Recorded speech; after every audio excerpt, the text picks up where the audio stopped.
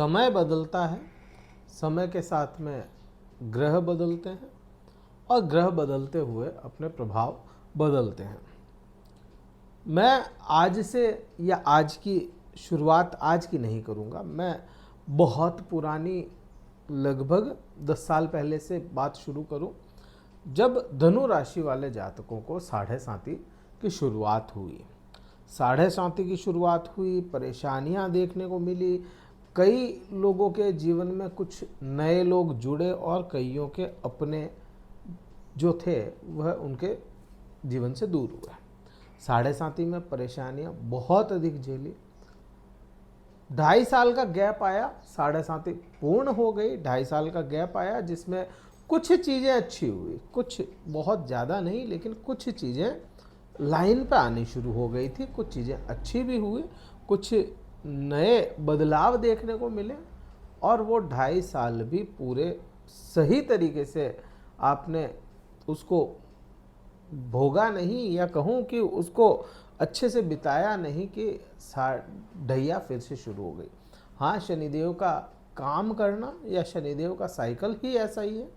साढ़े साती लाते हैं, 7.5 साल पूरे वह आपको परीक्षाएं लेते हैं, एक गैप देते हैं 2.5 साल का, फिर से एक परीक्षा शुरू हो जाती है जिसे अपन चतुर्थ भाव से ढैया कहते हैं। ढैया शुरू हुई 2025 में आपको 29 मार्च से, उसका असर मई महीने तक तो बहुत अधिक देखने को नहीं मिला, लेकिन मई महीने के बाद में जैसे ही शनिदेव बलवान अवस्था की ओर अग्रसर हो गए, आप पे उसका असर भी आना शुरू हुआ। और इसी मई महीने में दूसरे ग्रह जिनको अपन लंबी गणनाओं के लिए देखते हैं, राहु केतु और बृहस्पति को, वह भी मई महीने में ही बदलाव कर गए, राशियां बदल ली। अब यहाँ तक अपने को समझ में आता है कि मई महीने तक कोई भी ग्रह उतना बलवान नहीं था जिसका इम्पैक्ट बड़ा आता या जिसका इम्पैक्ट आपको अच्छा बुरा कुछ भी बड़ा दे पाता। लेकिन आधा साल बीतने के बाद, जून महीने से मैं बात करूं, तो अभी की स्थिति अपने को समझ में आती है। शनिदेव बलवान अवस्था को प्राप्त हो चुके हैं। हाँ, इसी समय में शनिदेव वक्र अवस्था को भी प्राप्त होंगे, बृहस्पति बलवान अवस्था को प्राप्त हो चुके हैं और अगले महीने ही, जुलाई से ही, मध्य जुलाई के आसपास राहु केतु भी बलवान हो जाएंगे। प्रभाव क्या होंगे इन आने वाले समय में? शनिदेव का प्रभाव देखें, शनिदेव आपके चतुर्थ भाव में विराजमान हुए। चतुर्थ भाव में जब भी शनि बैठता है, या आप सिंपल सा फंडा है शनिदेव का, शनि जहाँ बैठता है, जहाँ देखता है, वहाँ के प्रभावों को स्लो कर देता है। अब जैसे ही सुख भाव में शनिदेव जैसे ग्रह बैठेंगे, विराजमान रहेंगे, यहाँ पे आपके सुखों को कहीं ना कहीं स्लो कर देंगे, धीरे हो जाएंगे। सुख मिलने में देरी लगेगी। देरी होना शनि का बेसिक नेचर जो है उसके अकॉर्डिंग शनि कार्य करते हैं, और जहां बैठ रहे हैं, जहां देख रहे हैं, उनके प्रति आपको समर्पित करने के लिए यह फोर्स करते हैं। अगर आप समर्पित हो जाते हैं, जहां बैठ रहे हैं शनिदेव जैसे चतुर्थ भाव, जहां देख रहे हैं शनिदेव, उनके लिए अगर आप समर्पित हो जाते हैं तो प्रभाव उतने बुरे नहीं आते। अब यहाँ पे शनिदेव चतुर्थ भाव में बैठे हैं, स्लो करेंगे, डिलेज लेकर के आएंगे क्योंकि उनका काम है। तो भौतिक सुख, प्लानिंग बनना और बनने से लेकर के होल्ड तक चले जाना, यही आपके इस समय में चलता रहेगा। प्लानिंग बनेगी, फिर बिगड़ेगी, फिर बनेगी, फिर आप होल्ड पे चले जाएंगे। इस प्रकार से भौतिक सुख क्या है?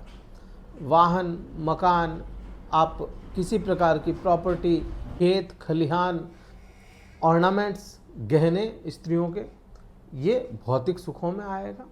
आप कुछ इलेक्ट्रॉनिक्स आइटम्स खरीद रहे हैं, वो आएगा। आप अपने घर की सजावट के लिए कुछ खरीद रहे हैं, फर्नीचर्स वगैरह, ये भौतिक सुखों में आएगा, क्योंकि इनको देख करके आपके सुखों का अंदाजा लगाया जा सकता है। इसलिए यहाँ पे इनके प्रभाव अपने को देखने को मिलेगा। यही चतुर्थ भाव माता का भाव भी माना गया है। अब शनि जैसे यहाँ पे ग्रह बैठेंगे जो आपके लिए अगर देखोगे तो शनिदेव समग्रहों की श्रेणी में आते हैं, तो माता के साथ में स्लाइटली वाद विवाद लेकर के आ सकते हैं। मैं झगड़ों की बात तो ना करूं, लेकिन कहीं ना कहीं विवाद हल्का फुल्का ही सही ये देखने को मिलता है। अब इसी में आप देखें शनिदेव की तीसरी दृष्टि जो होती है, शनिदेव के पास में 3 दृष्टियां हैं, 2 दृष्टियां बिल्कुल शनिदेव के अलावा किसी भी ग्रह के पास में नहीं है, और तीसरी जो 7वीं दृष्टि जो मानी गई है वह सभी ग्रहों के 7वीं दृष्टि होती है। तीसरी दृष्टि में शनिदेव आपको यहाँ पे क्या करने वाले हैं वो अगर समझे, आप छठे भाव को देखें। तीसरी दृष्टि छठे भाव पे, और छठा भाव क्या है? रोग है, ऋण है, शत्रु है, आपके द्वारा की गई सेवाएं हैं, आपके द्वारा ली गई सेवाएं हैं, या यहाँ पे इन्वेस्टमेंट भी देखा जा सकता है। शनि यहाँ पे आपको लंबे समय तक इन्वेस्टमेंट किए गई रकम को फंसाने का काम कर सकते हैं।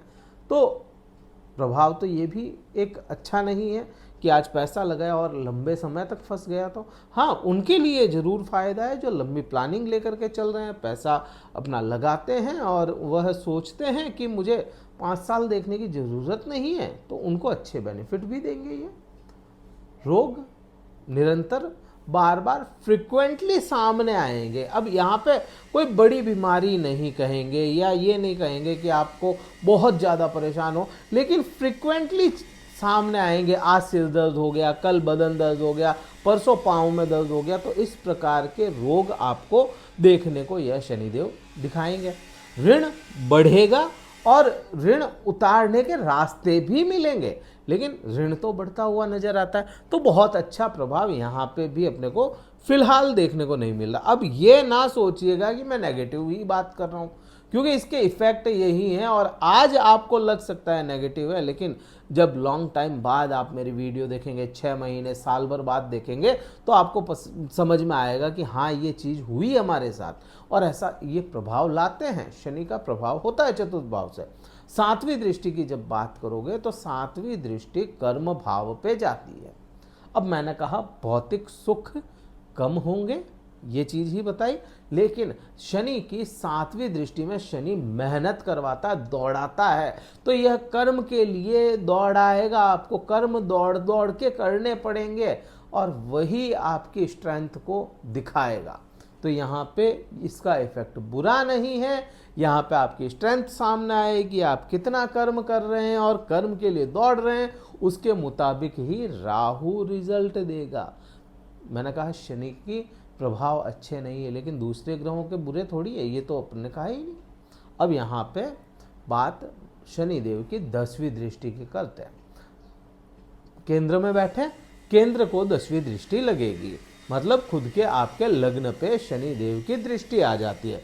अब शनिदेव की जब धनु राशि पे दृष्टि आएगी, ठीक इसी समय पे आप देखेंगे बृहस्पति ग्रह की 7वीं दृष्टि, केतु ग्रह की 5वीं दृष्टि धनु राशि पे है। शनि क्या कहते हैं? समर्पित हो जाया जाए तो मैं तुम्हें माफ कर दूं। अब मेहनत की जाए, अपना कर्म अच्छे से किया जाए, अपना धर्म निभा जाए, तो मैं तुम्हें माफ कर दूं। बृहस्पति ज्ञान ले लो और ज्ञान ही हमेशा काम आएगा, ये बृहस्पति है। विस्तार है, विस्तार के साथ में ज्ञान देता, और खुद की राशि को देखेगा तो वहां पे हेल्प करेगा। शनि का भी बुरा इफेक्ट समझ में नहीं आता यहाँ पे। सिर्फ इतना ही है, अपना जो कर्म है, अपने जो समर्पण है अपने आप के प्रति कि मेरी ये जिम्मेदारियां हैं, ये मैं उठाता चलूंगा, तो बुरे प्रभाव नहीं है। और केतु यहाँ पे डिटैच करता हुआ नजर आएगा। कई मौक़ों पे आप अपने आप को डिटैच करते हुए नजर आएंगे। कुछ फैसले ऐसे होंगे जो कठिन होंगे, लेकिन आप लेंगे और उसमें सक्सेस भी होंगे, क्योंकि फैसलों का भाव जो तीसरा भाव माना गया, यहाँ पे राहु ग्रह बैठे हैं। बात बृहस्पति की और राहु की मिक्स करें तो बृहस्पति, अच्छा इनकी क्यों मिक्स कर रहे हैं? क्योंकि राहु पे 9वीं दृष्टि बृहस्पति की, और इस पे बृहस्पति पे 5वीं दृष्टि राहु की आ जाती है। नव पंचम योग बनाते हैं, गुरु चांडाल भी कहा जा सकता है इसको, लेकिन हाँ इसके प्रभाव भी होंगे। 5वीं दृष्टि गुरुदेव की आपके लाभ भाव पे जाती है, और राहु की 9वीं दृष्टि यहाँ पे लाभ भाव पे जाती है। आपका राशि स्वामी, पहली बात तो यहाँ पे सप्तम भाव की ही बात कर लूँ, पहले मैं लाभ पे मैं गलती से चला गया। सप्तम भाव में क्या करेंगे, 7वें भाव के प्रति जो आपकी भावनाएं हैं वो पूर्ण रूप से व्यक्त करेंगे, पति पत्नी के व्यवहार को ठीक करेंगे और जो एक्सपेक्टेशन आपके पति की और आपके पत्नी की है वह बढ़ेगी, लेकिन उनको भी सही से आप पूरा कर पाएंगे। ये 7वें भाव में मिल रहा है। धार्मिक अनुष्ठान आपके द्वारा होंगे, व्यापार में वृद्धियां या व्यापार के लिए मेहनत आपसे होगी। और लाभ भाव पे जब यह देखेंगे राशि स्वामी और राहु जैसा चालाक ग्रह, तो वह भली भांति जानता है लाभ कैसे लेना है और बृहस्पति आपको लाभ दिलाएंगे, राहु आपको लाभ दिलाएंगे, मान सम्मान भी यहाँ पे मिलता नजर आएगा। बुरा प्रभाव मुझे तो नहीं लगता बृहस्पति और राहु का। 7वीं दृष्टि में बता चुका हूं, यहाँ पे बहुत क्लियर बताया धनु राशि के लिए मैंने जस्ट अभी थोड़ी देर पहले ही। बात 9वीं दृष्टि, जहां राहु बैठे हैं यह देखोगे तो राहु के पास में चालबाजियां हैं, बृहस्पति के पास में ज्ञान है। राहु चीज़ों को मल्टीप्लाई करता है, लेकिन उन्हीं चीज़ों को बड़ा करना यह बृहस्पति का काम है। आपकी सोशल लाइफ बड़ी होगी, आप क्या दिखाना चाहते हैं दुनिया को वो आप भली भांति राहु के पक्ष से दिखा पाएंगे। आप यहाँ पे मैं इतना कह लूँ, आपकी सोशल लाइफ में 4 चांद राहु लगा सकता है, कोई भी तरह का डाउट नहीं है। डिसीजन आपके जो होंगे, डिसीजन मेकिंग पावर जिसको कहते हैं, वह 3रे भाव से देखा जाता है और राहु पराक्रमी ग्रह है और ये भाव ही पराक्रम का है। आप सिर्फ इतना सा समझे, महावीर की उपाधि जो है वह राहु को मिली। महावीर कोई दूसरा ग्रह नहीं, मंगल भी है, वह वीर है, लेकिन राहु महावीर है। अर्धकायम महावीर्यम चंद्रादित्य विमर्दनम सिंगिका सम गर्भुतम त्वम राहु प्रणाम्यहम। अर्धकायम महावीर्यम, आधी काया होते हुए भी महावीर ग्रह राहु जो चंद्र और आदित्य को, चंद्र और सूर्य का मर्दन कर देता है, वह महावीर ग्रह जब यहाँ पे बैठेगा तो आपके पराक्रम को कितना बढ़ाएगा। और आज के समय में पराक्रम सिर्फ यही कहलाता है कि आपका डिसीजन कैसा है। राहु क्विक है तो डिसीजन भी आपके क्विक करवाएगा और वहाँ पे रिजल्ट आपको अच्छे देखने को मिलेंगे। ये प्रभाव बहुत अच्छा है। हाँ, शनि की ढैया है तो क्या ही हुआ, प्रभाव तो अपने को समझ में आता है ना। तो ये प्रभाव है। हाँ, यहाँ पे आप देखें 9वें भाव में केतु का बैठना बहुत ज़्यादा सपोर्टिव नहीं है। ये धर्म की तरफ अग्रसर जरूर करता है, लेकिन भाग्य थोड़ा सा कमज़ोर कर देता है। ये मेहनत का भाव है, आप चीज़ को समझें। भाग्य के भरोसे ना रह करके मेहनत की जाएगी तो आपको रिजल्ट अच्छे देगा। और भाव का जो भावम होगा, दोनों एक दूसरे के बन गए ना। तो जो भाव है उसके प्रति काम करेंगे तो भावम ऑटोमेटिक एक्टिव हो जाएगा और आपका काम शुरू हो जाएगा। अब यहाँ से इसकी 9वीं दृष्टि, 5वीं दृष्टि, 7वीं दृष्टि में, 5वीं में कौन काम कर रहा है, बृहस्पति, 7वीं में राहु, 9वीं दृष्टि की बात करेंगे तो विद्यार्थियों का मन भटकाव दिखता है, प्रेमी जोड़ों में अलगाववाद दिखता है। ये प्रभाव अपने को देखने को मिलेंगे। जॉब स्विच होने के भी बड़े योग हैं। तो ये 6 महीनों की मैंने व्याख्या बताई आपको। इन्हीं 6 महीनों में 2 महीनों के लिए बृहस्पति ग्रह आपके कहाँ, अष्टम भाव में आएंगे। अष्टम भाव में आना बृहस्पति का बुरा नहीं है आपके लिए।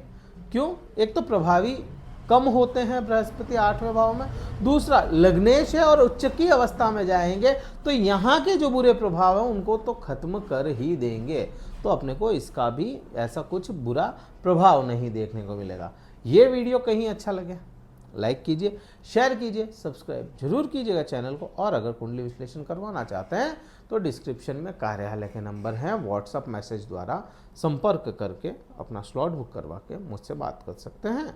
इस वीडियो में तो इतना ही था। जय हिंद, वंदे मातरम, भारत माता की जय।